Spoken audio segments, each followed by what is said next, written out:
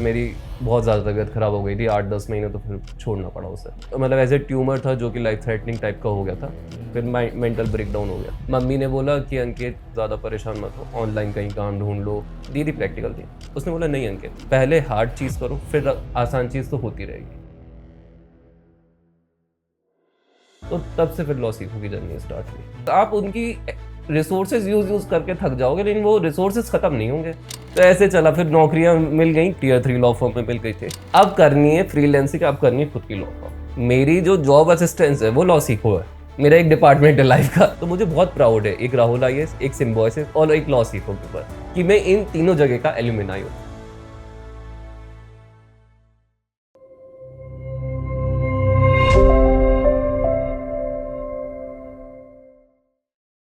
Hi everyone, मेरा नाम अंकित तिवारी है। मैंने अपनी जो अंडर ग्रेजुएशन है वो इक्फा यूनिवर्सिटी देहरादून 2014 टू 19 करी हुई है। देन मैंने एलएलएम किया हुआ है सिम्बोयसिस लॉ स्कूल पुणे से, फ्रॉम 2019 टू 2020। उसके बाद मैंने कुछ समय के लिए जुडिशरी की प्रिपरेशन करी थी राहुल आईएएस से।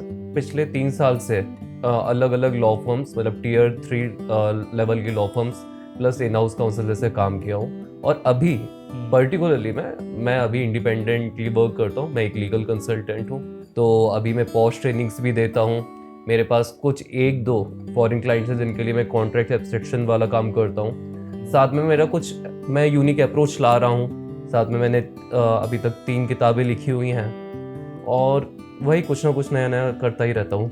मैं हरियाणा जुडिशरी देने गया था, 2021 में गया था अक्टूबर में। मैंने एमपी का ही दिया था, एमपी हिमाचल हरियाणा दिया था। तो एमपी 6 मार्क्स से रह गया था, और भी कुछ एग्जाम्स होते वो दिए थे। फिर मेरी बहुत ज़्यादा तबीयत ख़राब हो गई थी 8-10 महीने, तो फिर छोड़ना पड़ा उसे। तो मतलब ऐसे ट्यूमर था जो कि लाइफ थ्रेटनिंग टाइप का हो गया था। तो वो चीज़, पढ़ाई और ये 2 चीज़ एक साथ नहीं चल सकती थी। पहले उसको क्योर कराना था, तो उसमें माइंड इन्वेस्ट हो गया, फिर मेंटल ब्रेकडाउन हो गया। तो फिर आप वैसी तैयारी फिर से नहीं कर सकते हो। मम्मी ने बोला कि अंकित ज़्यादा परेशान मत हो, ऑनलाइन कहीं काम ढूंढ लो या कुछ ऐसा कट कॉपी पेस्ट वाला काम कर लो। मेरे पापा जी कहता बेटा जो करना है वो करो, कोई दिक्कत नहीं है घर से। दीदी प्रैक्टिकल थी, उसने बोला नहीं अंकित, अभी तो तुम एक बार हुआ, ऐसा थोड़ी ना जिंदगी भर होगा। डॉक्टर ने अश्योरेंस दिया और मुझे अंदर से ट्यूशन से सब अच्छा होगा। बोलने लगी अंकित अगर तुमने अभी एलपीयू ज्वाइन करा ये तुम्हारी गलती होगी। बोलने लगी नहीं अंकित, पहले हार्ड चीज़ करो, फिर आसान चीज़ तो होती रहेगी। तो फिर हार्ड चीज़ क्या होती है? हार्ड चीज़ होती है लॉ फॉर्म। मैंने बोला मन होती थी, लॉ फर्म में लोग 2-2 3-3 साल नहीं टिक पाते हैं। बोलने लगी नहीं, देयर इज नो एस्केप। और बोलने लगी मैं तुम्हारे अच्छे के लिए कह रही हूँ। मतलब दीदी उस समय भी बहुत रियलिस्टिक रही। मुझे सोशल अवेयरनेस, मुझे सोसाइटी में कैसे नॉर्म्स है, उन सब चीज़ों से शुरुआत से फर्क पड़ता था। तो मैंने वो चीज़ मेरे अंदर आई थिंक 11-12 से आने लगी। मैंने सोचा ऐसा क्या करा जाए जो मैं इजीली कर लूँ, जो मेरे लिए प्ले हो। तो दैट वाज अ लॉ। मैंने मतलब ऑब्वियसली सभी लोग इंजीनियरिंग के कॉलेजेस की तैयारी करते, मैंने भी की थी। उसके लिए पढ़ना पड़ता था, लेकिन जब आप क्लैट की तैयारी करते हो तो everything is a story. So I just found it really interesting, तो इसलिए मैंने लॉ चूज़ किया। मेरी लाइफ को एक्चुअली काफ़ी ज़्यादा मेरी दीदी से इन्फ्लुएंस मिला है, या फिर काफ़ी मोटिवेट किया है दीदी ने मुझे। और उस समय हम लोग को बस इतना ही पता था, मैंने भोपाल से ही तैयारी करी थी, आज से लगभग 10 साल पहले ही। 2014 की बात है, 13-14 की बात, जब मैं यहाँ आया था। तो बस उस समय एक सपना था कि कंपनी होती है, कंपनी में जैसे अलग अलग बोर्ड ऑफ डायरेक्टर सेट होते हैं, तो एक लॉयर भी बैठा होता है जो कंपनी को बताता है। मेरा वही सपना था कि जो भी पैसे मिले, 10-20 लाख 15 लाख जो भी पैकेज लगेगा, वो एक दूसरी चीज़ है, मुझे वहाँ बैठ के लीगल डिसीजन लेने हैं कंपनी के लिए। तो मुझे सागर यूनिवर्सिटी मिल रही थी और वही था कि मैं जुडिशरी चला जाता या लॉयर बन जाता, लेकिन मुझे एक एक्सपोजर चाहिए था, मेरी पर्सनैलिटी अच्छी है, अच्छे लोगों से बैठना हो, उठना बैठना हो। तो इसलिए मैंने फिर इक्फा यूनिवर्सिटी देहरादून है, वो एक ऐसा मीडियम टाइप का कॉलेज है कि ना ही बहुत अच्छा, ना ही बहुत खराब, ना ही उसकी फीस बहुत कम बहुत ज़्यादा, और सिटी देहरादून थी, तो आई वॉज ऑलवेज लाइक बढ़िया यार।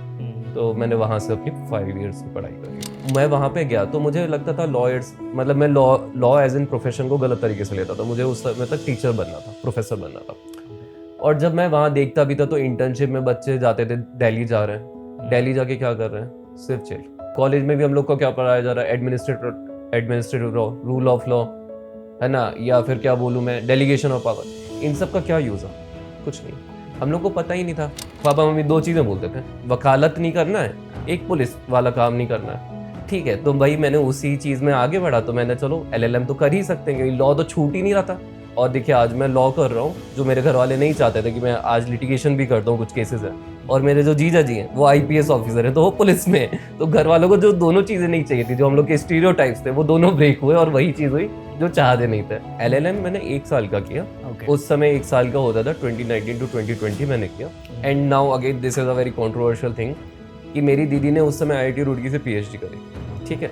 तो फिर दीदी ने यही बोला कि Ankit if you are putting your efforts, like अब आपके 3 या 4 साल आप फिर से पीएचडी में डालोगे, जो कि मुझे डालने थे, तो आप उससे अच्छा ऐसा करो, आइदर जुडिशियली कर लो या कॉर्पोरेट्स कर लो, पीएचडी में भी ध्यान मत दो। तो दैट्स वाई मेरा एक पूरा प्लान बदला, है ना। तो मैंने फिर क्या सोचा, मैंने बोला लेट्स डू जुडिशरी, क्योंकि उसी समय जीजा जी का यूपीएससी निकला था।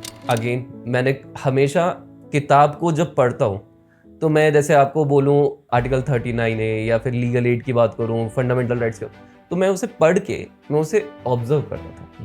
मैंने कभी बेयर एक्ट्स नहीं पढ़ा था, लेकिन अब तो करना था, जज तो बनना है। तो मैंने फिर 2020 में सोचा चलो लेट्स गिव अ चांस, और कुछ बड़े के लिए गेम करेंगे। ज़्यादा ज़्यादा क्या फेल होंगे, फेल होके क्या होगा, घर वालों को सपोर्ट करना, चलो वो करने में थोड़ा सा असमर्थ रहेंगे। तो चलो भाई, मैं 26 साल का था उस समय, 26 साल में जहाँ पे ये सब लोग बंद करते, मैंने वहाँ पे सोचा अब जुडिशरी करता।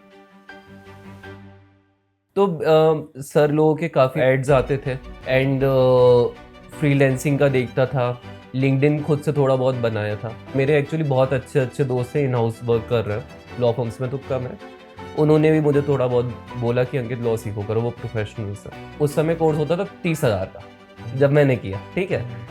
30,000 आप दो भाई, उसमें फ्रीलैंसिंग के 50 वीडियोस कैसे करनी है, रिज्यूम बनाने के 50, आप उनकी रिसोर्सेज यूज करके थक जाओगे, लेकिन वो रिसोर्सेज खत्म नहीं होंगे।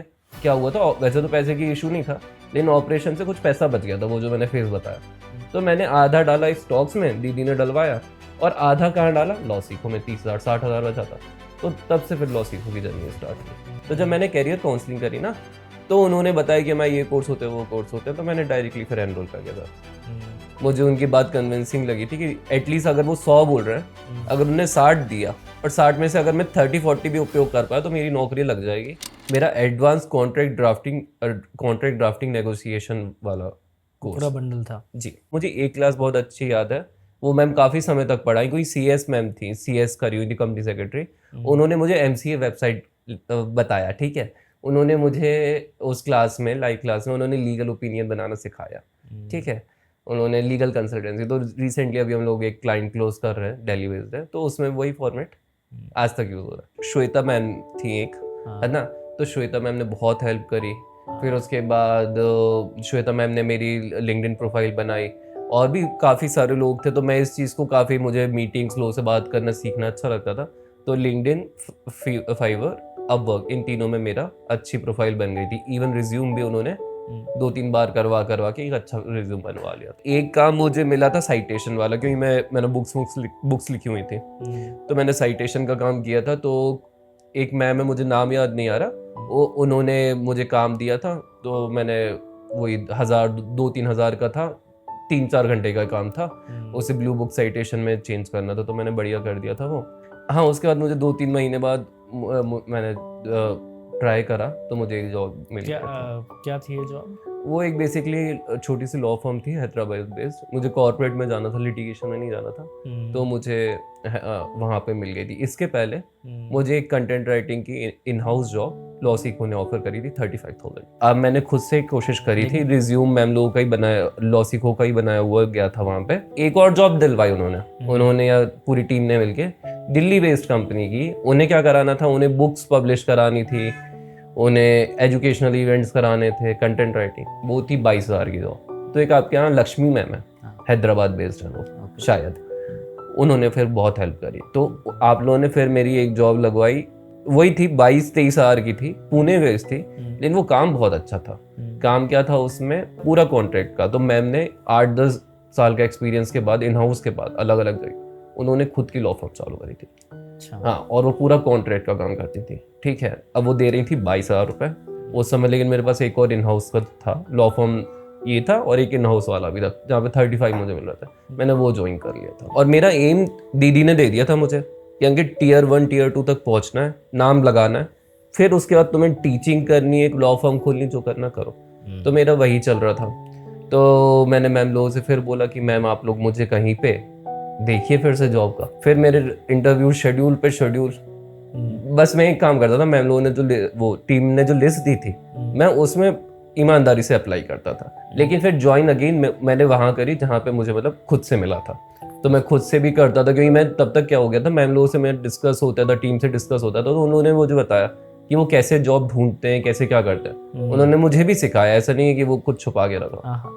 तो मुझे खुद से भी मिलने लगी थी जॉब। तो फिर मैं फाइनली 10 महीने एज एन एम्प्लॉयमेंट लॉयर मैंने काम किया कंपनी के अंदर। उसके बाद मैं दिल्ली आया। अच्छा। हाँ। और दिल्ली में मैंने फिर 1 साल लॉ फर्म में काम करा। ये जो लॉ फर्म है इनमें एडवोकेट ऑन रिकॉर्ड्स हैं, उनकी लॉ फर्म है। और साथ में जो एक सर थे वो अमरचंद मंगलदास से सीनियर एसोसिएट के बाद उन्होंने छोड़ दिया था और उन्होंने अपनी लॉ फर्म करी थी। इन सब लोगों ने मिलकर एक लॉ फर्म डाली थी। ये दिसंबर 2023 में छोड़ी थी मैंने। तो ऐसे चला, फिर नौकरियां मिल गई, अच्छी चलती रही नौकरियां। Tier 3 लॉ फर्म में मिल गई थी, अच्छा चला मेरा। वहां पे मेरा 45 हो गया था पैकेज और अच्छा काम कर रहा था मैं। फिर यार फिर बस समझ में आया कि लिमिटेड गेम नहीं है।